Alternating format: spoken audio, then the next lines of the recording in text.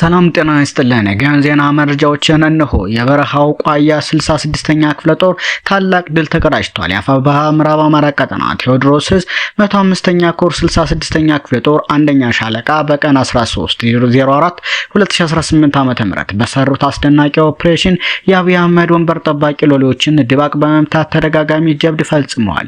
የበሰበሰው አገዛዝ ሰራዊቱን በየጊዜው እየገበረ ስልጣኑን ለማራዘም እየተፍጨረጨረ ቢገኝም ከሽንፈት ግን አልዳነም። ይሁንና በዛሬው አውደ ውጊያ ጠላት ወደ ጃሂማላ ቀጠና ለሁለተኛ ጊዜ ለመግባት ሲሞክር ሰሌን ውሃ ከተባለ ቦታ ላይ በደረሰበት ከባድ ምት ከ34 በላይ ሰራዊቱ ተደምስሶበታል። እንዲሁም ከ20 በላይ ከባድና ቀላል ቁስለኛ ማድረግም ተችሏል። አንድ ኦራል መኪና እስከ ጫነው ሬሽንና ተተኳሽ በድሽቃ ተመቶ ሙሉ በሙሉ ከጥቅም ውጭ ማድረግ ተችሏል። ሌላው ከጥቅም ውጭ የሆነው ኦራል ለመውሰድ ከጃዊ ወደ ጦርነት ወደ ተካሄደበት ቀጠና የመጣው ክሬን መኪና በነበልባሎቹ አንደኛ ሻለቃ ተቃጥሎ ከጥቅም ውጭ ሆኗል። የክሬኑ ሹፌርም ተማርኳል። በክፍለ ጦር ወታደራዊ አስተዳደር አርበኛ ዳዊት አይችልና ሻለቃ አንድ ወታደራዊ አዛዥ አርበኛ በላይ ይታዩ የተመራው ኦፕሬሽን በድንቅ ድል ታጅቦ ውሏል። ይህ በእንዲህ እንዳለ የጠላት ስብሰባ በሞርተር ተበተነ። አዲስ ቅዳም ከየቦታው ለቃቅሞ በተከማቸ ከ3 ሬጅመንት በላይ ኃይልና በ2 ዙ 23 6 ድሽቃ ታጅቦ ዛሬ ታህሳስ 13 2018 ዓ.ም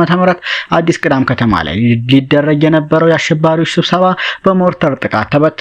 ይህ በፋሽስቱ አብይ አህመድ የግል ፈረስ አረጋ ከበደ የሚመራ ደም መጣጭ ጸረ ህዝብ ስብስብ 165 ንጹሃን ወገኖቻችን ደም ባፈሰሰበት አዲስ ቅዳም ከተማ ስብሰባ በማድረግ የህዝባችንን ቁስል በእንጨት ሊጫወትበት አስቦ የነበረ ሲሆን ለአፋብኃ ቴዎድሮስ ዕዝ 105ኛ ኮር 44ኛ ክፍለ ጦር በሞርተር በትኗቸዋለች። ይህ በፋሽስቱ አብይ አህመድ የግል ፈረስ አረጋ ከበደ የሚመራ ደም መጣጭ ጸረ አማራ ስብስብ 165 ንጹሃን ወገኖቻችንን ደም ባፈሰሰበት አዲስ ቅዳም ከተማ ስብሰባ ለማድረግ የህዝባችንን ቁስል በእንጨት ሊጫወትበት አስቦ የነበረ ቢሆንም አፋብኃ ቴዎድሮስ ዕዝ 105ኛ ኮር 44ኛ ክፍለ ጦር በሞርተር በታትነዋለች። የሞርተሩ ጥቃት ጸረ ፍጥረቱን የብልጽግና ስብስብ ብቻ ታርጌት ያደረገ ሲሆን ስኬታማ የሆነ ድልም ተመዝግቦበታል። እቅዳቸው እንደማይሳካ ያወቁት ቁም ቀሮቹ የካሬ ቤተሰቦችን ባበል የመጡ ውስን ግለሰቦችንና በአፈሙዝ አስገድደው ወደ አዳራሽ ያስገቧቸውን ለገበያ የመጡ መንገደኞችን በአንድ አዳራሽ ካስገቧቸው ተሰብሳቢዎች ውስጥም ቢሆን መስማት የፈለጉትን አይነት አስተያየት ሳያገኙ የተዘጋጀውን ባህላዊ ምግብ ሳይቀምሱ በድንጋጤ ተበትነዋል ሲል የ44ኛ ክፍለ ጦር ህዝብ ግንኙነት ገልጿል። ሌላኛው 25 ሰዓታት የቀጠለው አውደ ውጊያ ተጠናቋል። ማቻከል አማኑኤል እርባብ ጠለዛሞ ገሞና ደገሞ የአርመኒውን ሰራዊት ሲያስደውሉ አድሮ አበራይቶ መልሶታል። የአማራ ህዝብ ጦርነት ሰርጉ መሆኑን አይተንበታል። ከጌደብ ወንዝ እስከ ተምጫ ወንዝ ድረስ ተጠምጥሞ ምሽግ የያዘው የአፋብኃ ቴዎድሮስ ዕዝ 109ኛ ኮር 99ኛ ክፍለ ጦር የበላይ ዘለቀ ሻለቆች ከአባት ፋኖዎችና ከአካባቢው ማህበረሰብ ጋር በመናበብ መፈናፈኛ ያጣው ሰራዊት ተደምስሷል። ገሚሱም ቁስሉን እያንጠባጠበ ፈርጥጧል።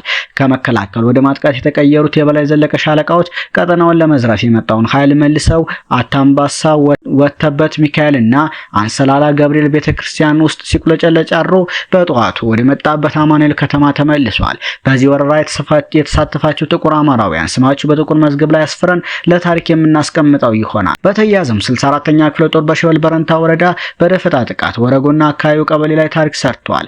የአፋብኃ ምዕራብ አማራ ቀጠና ቴዎድሮስ ዕዝ 201ኛ ኮር 64ኛ ክፍለ ጦር በሸበል በረንታ ወረዳ ማህበረሰቡን በመልሶ ማደራጀት የሰለጠነ ጠንካራ ወታደራዊ ኃይል በማደራጀትና በመገንባት በርካታ ስራዎችን እየሰራ ይገኛል። 64ኛ ክፍለ ጦር በሸበል በረንታ ወረዳ እያደራጀ ባለው ግዙፍ ኃይል ስጋት ውስጥ የገባው ያገዛዙ ተቀባባሽ ኃይል በቀጠና የሚገኘውን የፋኖ አባላትን ለማጥቃት በይዶሃ ከተማ መሽጎ የሚገኘውን ያገዛዙን አርመኔ ሰራዊትን ጨለማን ተገን በማድረግ በቁጥቋጥ ቀበሌ የፋኖ አባላትን ለማጥቃት ሞክሮ ሳይሳካለት ቀርቷል። በቁጥቋጥ ቀበሌ የገባው ያገዛዙ አርመኔ ሰራዊትን ድጋፍ ለማድረግ የይዶሃ ከተማ አስተዳደር ታህሳስ 13 2018 ዓ.ም ከጠዋቱ 2 ሰዓት በተጨማሪ ኃይል በመያዝ በጉዞ ላይ የነበሩ በአንድ ፓትሮልና በአንድ ላንድ ክሩዘር አመራርና አባላት የጫነ ተሽከርካሪ በጉዞ ላይ እንዳሉ በወሮጋና አካባቢው ቀበሌ ልዩ ቦታው ደረቅ ወንዝ በተባለ ቦታ 64ኛ ክፍለ ጦር 5ኛ ሬጅመንት በወሰደው የደፈጣ ጥቃት በፓትሮል ላይ የነበሩ አገዛዙ አርመኔ ሰራዊት አመራርና አባላት ሙትና ቁስለኛ ማድረግ ተችሏል።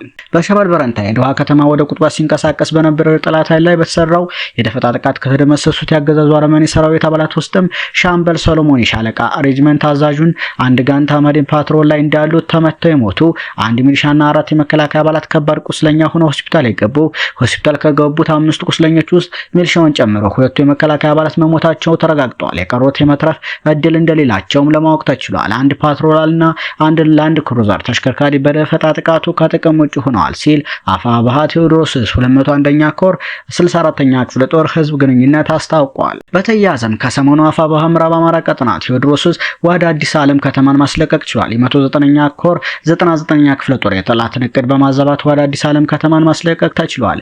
መክረትረት የለመደው ያገዛዙ ሰራዊት በሌሊት በመግባት ረፍት የነሳው የ109ኛ ኮር 99ኛ ክፍለ ጦር ወደ አዲስ ዓለም ከተማን በሌሊት ወጥቶ ወደ ደንበጫ ከተማ ገብቷል። የብልጽግና መንግስታዊ መዋቅሩን ዘረጋለሁ ብሎ ያሰበው ያገዛዙ ዙፋን ጠባቂ ሰራዊት ረፍት የነሳው የ109ኛ ኮር 99ኛ ክፍለ ጦር ወደ አዲስ ዓለም ከተማን ለቆ ወደ መጣበት ተመልሷል።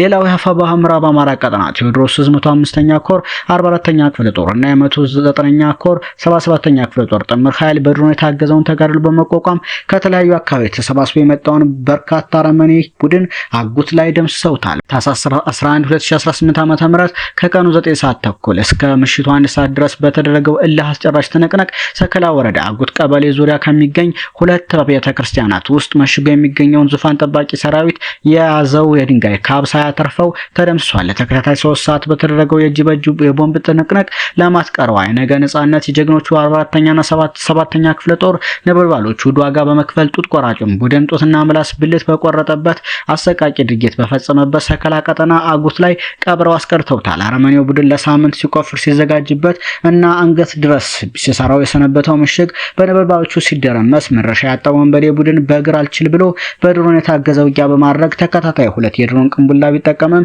ከመደምሰስ አላተረፈውም። ቤተክርስቲያንና ተራራ ላይ ጉድጓድ እንደቀበሮ በመቆፈር ለማምለጥ የሚሞክረው ዙፋን ጠባቂው ሰው በላው ቡድን በጀግኖች ከባድ ምት ተደቁሶ በቆፈረው ጉድጓድ አፈር ለብሶ ቀርቷል። በ105ኛ ኮር 44ኛ ክፍለ ጦርና በ109ኛ ኮር 77ኛ ክፍለ ጦር ጥምር ኃይል የደረሰበትን ሽንፈት መቋቋም ያቃተው ጡትና ምላስ ቆራጩ የጠላት ኃይል ከሽንዲና ከተለያየ ቦታ በማሰባሰብ መቀበሪያ ወደ ሆነ ሰከላ ወረዳ አጉት ከተማ ተጨማሪ ኃይል ማስገባቱም ታውቋል። ሌላው የገበሬው ጦር የብልጽግና ሰራዊት አንገት አስደፍቶታል። በጎንቻ ሲሶን ነፍሴ ወረዳ ታኅሳስ 12 ቀን 2018 ዓ.ም ከግንደወይን ከተማ የቡችርና የቁራራ አስማ ቀበሌዎች ላይ የጭፍጨፋ ለመፈጸም በርካታ መከላከያና ሚኒሻ ፖሊስ በማሰለፍ በሌሊት ተንቀሳቅሰው በየቡችር ቀበሌ ሚካኤል ቤተክርስቲያንና የቁራቦ ቤተክርስቲያን ህዝቡን በግድ ሰብስቦ በሬውን ሽጦ የገዛውን መሳሪያ ለማስወረድ ደፋ ቀና ሲል ቢያረፍድም የ7ኛ ክፍለ ጦር 3ኛ ሬጅመንት የቡችር ሚካኤል የከተመውን የብልጽግና ሰራዊት እንዲሁም የአራስማ ቀጠና የገበሬው ጦር ደግሞ የቁራቦ ዙሪያ በመስፈር የተደረገውን ሙከራ ጀግኖቹ በክንዳቸው ሲያስረከርኩት ያረፈዱ ሲሆን በየጥሻሙትና ቁስለኛውን በመያዝ ወደ መጣበት እግሬ አውጭኝ ብሎ እንዲመለስ አድርገውታል። በዚያ ወደ ውጊያም የገበሬው ጦር ተጋድሎ መንግስት ህዝቡ ይደግፈኛል እያለ የሚሰራውን የፖለቲካ ፕሮፓጋንዳ ገደል የከተተም ሆኗል። ሌላው 88ኛ ክፍለ ጦር 2ኛ ሻለቃ ድል ተቀዳጅቷል። ታኅሳስ 12 2018 ዓ.ም የአብይ አህመድ መሩ የብልጽግና ጨፍጫፊ ሰራዊት አፋብኃ ቴዎድሮስ 109ኛ ኮር 88ኛ ክፍለ ጦር ቀጠና እኩይ የጥፋት ተልዕኮን አንግቦ ለመንቀሳቀስ ከ4 ጊዜ በላይ በተደጋጋሚ ሞክሯል። ዛሬም እንዲሁ ለ5ኛ ጊዜ በሁለት አቅጣጫ ከወንበርማ ሽንዴ ከተማ ከንጋቱ 10 ሰዓት ጀምሮ ወደ አንካሻ ጓኩሻ ድንጉሻ ቀበሌ እና ከአዩ ጓኩሳ አዘና ከተማ ወደ ችባችብሳ ቀበሌ ከረፋዱ 4 ሰዓት ጀምሮ በተናበበ ሁኔታ 2ኛ ሻለቃን እና በቀጠናው የሚንቀሳቀሱ የፋኖ አባላትን ለማፈን ተንቀሳቅሰዋል። በተደጋጋሚ ጠላት የበላይነትን የምትቀዳጀው 2ኛ ሻለቃ ወደ ድንጉሻ የሚንቀሳቀሰውን መንገድ ዘግታ በመያዝና ጠላት የተዛባ መረጃ እንዲኖር በማድረግ ወደ ችብችብሳ የተንቀሳቀሰን ጠላት በደፈጣ አርግፈዋለች።